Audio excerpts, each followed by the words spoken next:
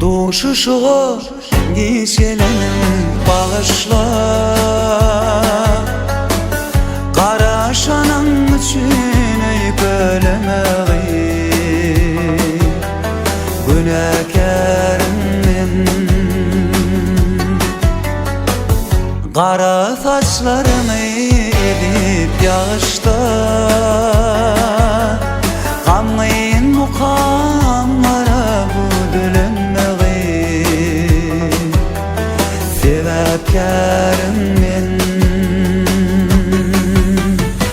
Gökteki dilerim, arştaki ayım,